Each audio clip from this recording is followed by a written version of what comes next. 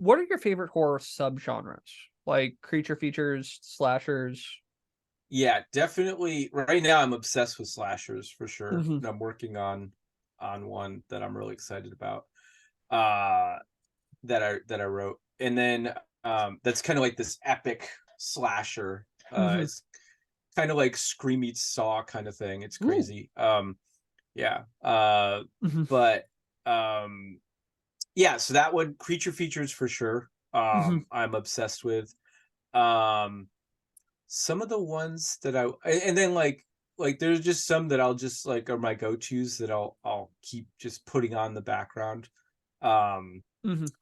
but yeah, I'd say creatures and slashers are probably my top ones. Although one of my favorite films from the last couple of years is Watcher, the one with Micah Monroe, which is Okay. more of like a thriller horror film kind of. Is just done really well. Mm-hmm.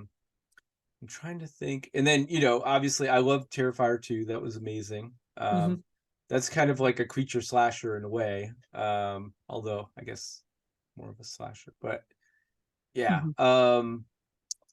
Trying to think what else. I mean, I don't know if Oh, you. that's right. Talk to Me is one of my favorite new ones that Okay. just came out. I don't know if you've seen that one yet.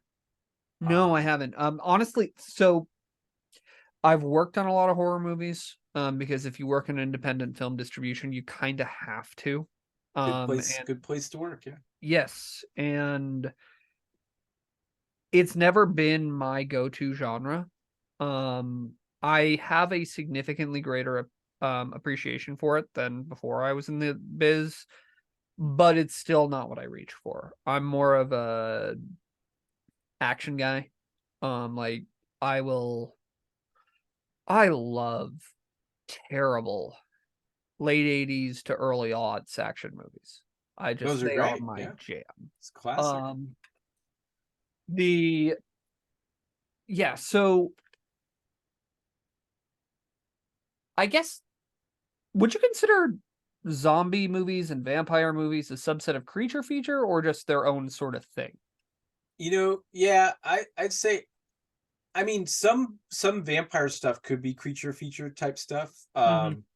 But like, Like the for me, Nosferatu version as opposed to the Dracula, I I guess, version? mean, well, it's more like 30 Days of Night, for instance, Got is it. more of a creature feature, I think. Mhm. Whereas like classic Dracula is a little more, I mean, Francis Ford Coppola's Dracula is a creature feature because Mhm. of the different creatures that Gary Oldman turns into in that for sure. It's some of the best creature effects probably Mhm. in most films. Um, or like, right now there's two amazing films on Netflix that have two of the greatest creatures I've seen in decades. One is called The Ritual, and the other Mhm. one is called No One Gets Out Alive. Mhm. And the VFX company that does um that does these creatures is unbelievable, and whoever's designing them is incredible. It's like totally unexpected and like not anything you've seen before.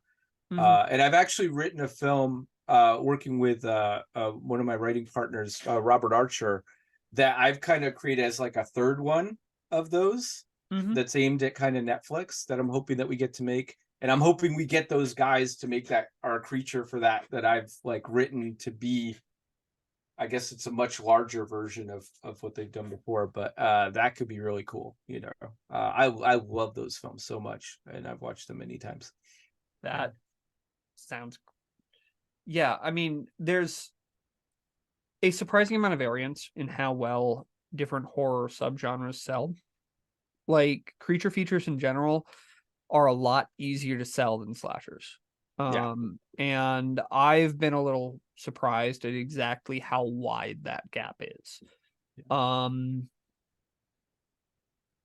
and it's important to know that stuff going in. I've been kind of brainstorming a blog on how different types sell, but might come out around the same time as this podcast. But while I have you,